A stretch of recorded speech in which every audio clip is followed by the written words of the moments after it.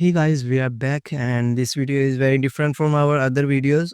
इसमें हम बात करने वाले हैं हमारे एक पाकिस्तान के नाम पर यूट्यूबर जिनका नाम है डक्की भाई और उनका रियल नेम है साधु रहमान, जिन्होंने आफ्टर 100 डेज़ के बाद अपनी साइलेंस को फाइनली ब्रेकआउट किया है। हमें सबको पता है कि चल क्या रहा था। उन्हें अरेस्ट किया गया अगस्त में और अब दिसंबर में जाके उन्होंने फाइनली इस पर आवाज़ उठाई है, पूरा केस अपना बताया है कि किस तरह से उन्होंने क्या-क्या फ़ेस किया। बहुत स्टोरीज़ आपने सुनी थी और सुन रहे थे सब लोगों की ज़ुबानों से, बट अब रियल जो बात थी वो सामने निकल कर आ चुकी है। उन्होंने बताया है कि यार क्या हुआ इन्वेस्टिगेशन में, क्या एनसीसीआईए ने किया उनके साथ, फिर किसने उनको बचाया, ये भी सब कुछ उन्होंने बताया था रिगार्डिंग कि इन्होंने ऑनलाइन जो गैम्बलिंग ऐप हैं उनको यानी कि प्रमोट किया है। बट इनको फिर नवंबर 25 को अब अगस्त में ये अरेस्ट हुए थे, वो सारा इन्होंने फेस किया और जाकर नवंबर 25 को इनको बेल ग्रांट होती है लाहौर हाई कोर्ट की तरफ से।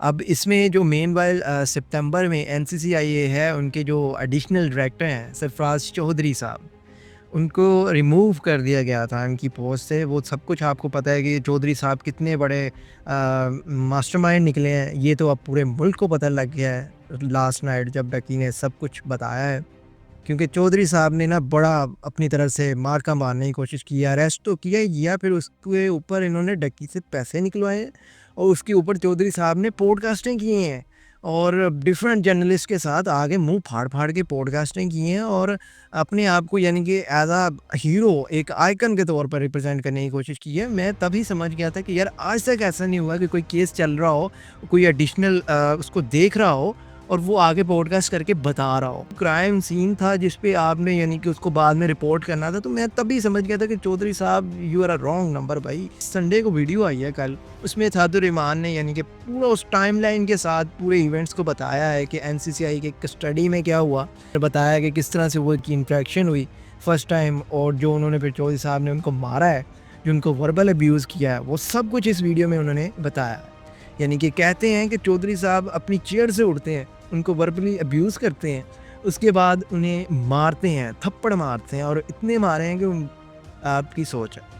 तो इसके बाद उन्होंने कहा जी ये पैसा तुम्हारे पास कहाँ से आता है? चौधरी साहब कहते हैं, तो वो कहते हैं कि यार मैं यूट्यूबर हूँ, मुझे यूट्यूब से आता है। वो फिर से चपेड़े मारते हैं। आप देखें कि ये चीज़ें हो रही हैं। फिर उसके बाद कह रहे हैं कि आपने बच्चों को, उनके माइंड्स को यानी कि ख़राब किया है, ये गलती की है, वो गलती की है। यानी उसका मेन फ़ोकस चौधरी का क्या था? चौधरी का फ़ोकस ये था कि यार ये हमारे मुल्क के बच्चों को ख़राब कर रहा है। मुझे ये समझ नहीं आई कि यार क्या, क्योंकि पॉडकास्ट में ना ये चौधरी साहब ने जो एनसीसीआई के बड़े थे, इन्होंने कहा जी ये हर बच्चा अब कहता है कि हमने यूट्यूबर बनना है, हमने कंटेंट क्रिएटर बनना है। अब ये कोई नहीं कहता कि यार हमने इंजीनियर बनना है, हमने ये करना है। ओ भाई, हर बंदे की अपनी चॉइस है। वो आपको खुद तो नहीं कह रहा कि यार आप यूट्यूबर बनो, आप ये करो, वो करो। चौधरी साहब इस वजह से तप गए थे कि क्योंकि इनके जो अपना बच्चा था ना, वो कहीं इनको कह रहा होगा पापा जी मैंने यूट्यूबर बनना है। मैं यानी वो डक्की को देखता होगा, इनका अपना बच्चा डक्की का फ़ैन निकल आया था। ठीक है? इनको तब इस चीज़ की थी कि अब यार मेरा खुद का बच्चा डक्की का फ़ैन है, तो इस वजह से इनको वो आग सी लगी हुई थी। वो इन्होंने वो आग ही निकाली है, क्योंकि इन्होंने अपने बच्चे को फ़ोन किया है, वीडियो कॉल की है। जो डक्की खुद बता रहा है कि इन्होंने एक वीडियो कॉल मिलाई है अपने घर, अपने बच्चे को उन्होंने वीडियो कॉल पे दिखाया है कि आप इस बंदे को जानते हो? और सामने था डक्की अपने यानी कि बैठा हुआ था नीज़ पे और हाथ उसके खड़े थे। उसको वीडियो कॉल पे दिखाया और उसको कहा है कि इसको गालियाँ निकालो। उस बच्चे को कहा है कि इसको गालियाँ निकालो। देखोगे आज के बाद इसको? तो ये कुछ कहा है चौधरी साहब ने, और चौधरी साहब अपनी तरफ से कहें जी मैं अब हाजी सनाउल्लाह हूँ, तो मैं बहुत नेक हूँ, तो ये नहीं होगा। चौधरी साहब ने अपने आप को ना प्रॉपर्ली जितनी इज्जत चाहते थे ना, जितना इन्होंने पॉडकास्ट करके अपने ये नंबर बनाने की कोशिश की, तो उतना ही ये बदनाम हो गए।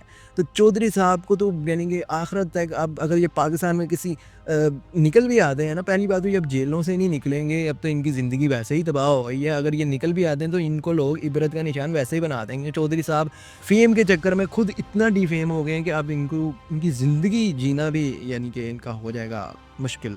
तो चौधरी साहब ने जो फिर उसके बाद एनसीसीआई की कस्टडी में इन्होंने 3,26,000 डॉलर्स डकी से उनके बाइनेंस अकाउंट से निकलवाए।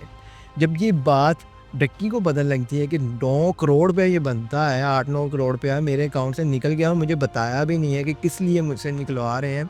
सब कुछ इन्होंने खुद किया है, बाइनेंस अकाउंट से भी इन्होंने खुद निकाले हैं पैसे और फिर उसके बाद उसको रिकवरी में डाल दिया। जब पता लग गया कि यार सबको पता लग गया है कि आईओ के अकाउंट में इतने पैसे आए हैं, तो इन्होंने उसको रिकवरी के तौर पे शो कर दिया कोर्ट में। आपको पता लगा होगा कि यार पता यानी एक रिकवरी हुई है जी, डक्की की तरफ से इतने पैसे निकले, वो रिकवरी शो करवानी थी इन्होंने, क्योंकि पैसे इन्होंने खुद बाइनेंस अकाउंट से निकलाए थे। वो 9 करोड़ रुपया बनता था। तो अब आप इनके देखें कि इन्होंने वो जो तमाम ट्रेड्स उन्होंने खुद क्लोज किए हैं और वो यूएस डॉलर्स को निकलवाया है और अपने अकाउंटों में करवाया। ये सब एक प्री प्लान था और पता नहीं अब इसके पीछे कौन वो मास्टरमाइंड था जिसने टोटली ये केस बनवाया था, जिसको सब पता था कि यार बाइनेंस और ये सारी चीज़ें।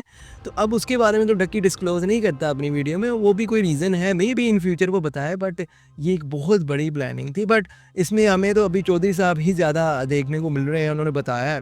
इसके बाद एनसीसीआईए ने तो जो किया है कि ज़ीरो टॉलरेंस पॉलिसी पर ये चले हैं। इन्होंने इतना अब्यूज़ किया, इतने दिनों का इन्होंने रिमांड लिया है, जो कि पॉसिबल ही नहीं था कि एक बंदे का इतने दिनों का रिमांड लिया जा सके। वो रिमांड इसीलिए लेते थे कि उसको मारते थे, उसको यानी कि करते थे, हैरेस करते थे। फिर उसकी जो बेगम है, उनकी जो मिसेज़ हैं डक्की भाई की, जिनका नाम है अरूप जतोई, उनको भी इन्होंने पूरी कोशिश की है कि उन पर भी केस बनाने को ये तैयार थे कि ताकि इसकी बेगम पर आते हैं, फिर इसकी फैमिली पर आते हैं, ये यहाँ से ही बेचारा हो जाएगा डिफेम, यानी कि रुक जाएगा कि यार मेरी फैमिली पर भी आ गए हैं। बट फिर भी उन्होंने हिम्मत करके केस बनाने की इन्होंने तो कोशिश तो की है, बट इन्होंने पूरी कोशिश की कि हम अरूप पे भी केस बनाए। वो केस बने, वो निकल भी आई। और फिर उसके बाद हुआ ये कि अरूप जतोई जो उनकी मिसेस हैं डक्की भाई सादुर्रहमान की, उन्होंने रिवर्सल इन पर केस ठोक दिया।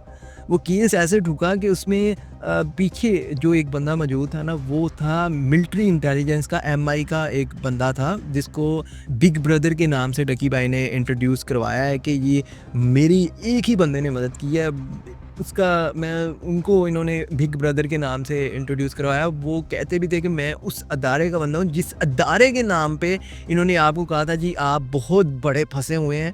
डक्की को कहते थे एनसीसीआई वाले चौधरी साहब कि यार आप बहुत लंबा फंसे हुए हो, आपके पीछे एमआई है, आपके पीछे आईएसआई है, आपके पीछे बहुत लोग हैं, तो आपको पैसे दे के अपने आप को निकलवाना पड़ेगा। तो जब ये एमआई का नाम, एमआई वालों को पता लगा, मिलिट्री इंटेलिजेंस इसका नाम है, जिसमें हमारे बहुत बड़े बड़े ऑफिसर्स मौजूद हैं, तो बहुत एक ऐसा अदारा है, हसास अदारा है कि जो कि आपको नज़र नहीं आता, बट वो सीक्रेटली काम कर रहा होता है, इतना सीक्रेटली कि आपको नज़र भी नहीं आता। तो बहुत सीक्रेटली काम कर रहा था, उन्हें पता भी लग गया कि यार एमआई का नाम आ गया है।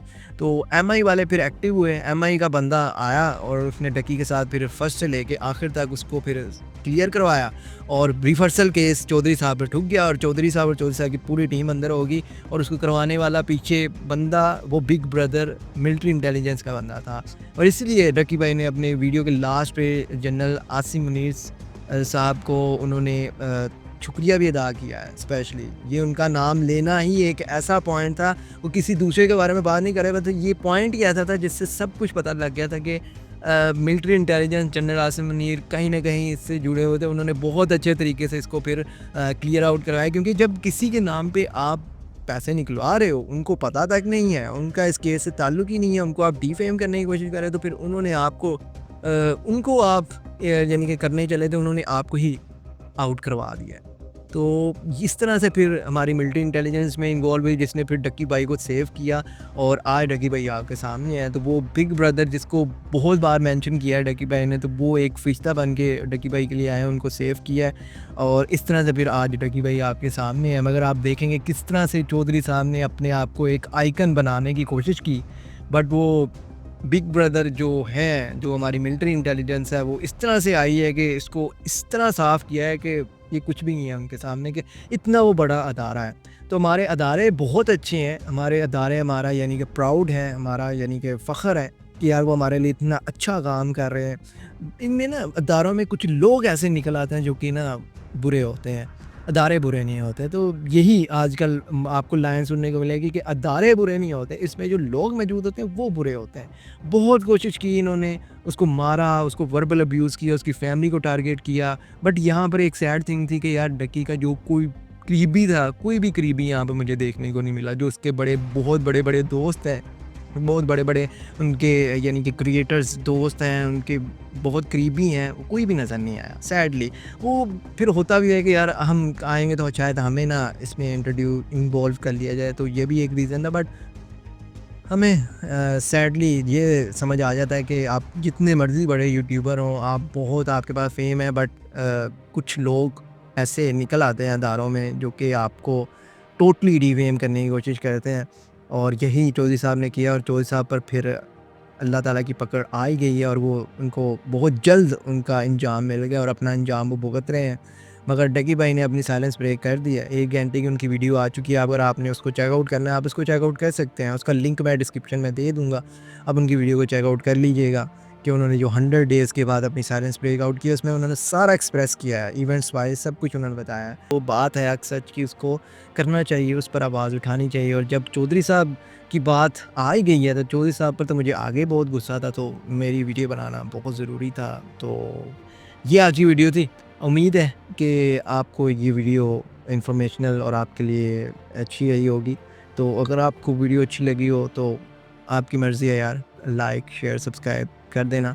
और कमेंट में आप भी बताइएगा कि ये चौधरी साहब आपकी नज़रों में कैसे इंसान थे, और बिग ब्रदर जो आए हैं एक सरप्राइज़ एंट्री एक फ़रिश्ता बन के, उनके बारे में क्या आपके तासुरात हैं। तो दैट्स इट फॉर टुडे। मिलूँगा नेक्स्ट टाइम। टिल देन अल्लाह हाफ़िज़, बाय बाय।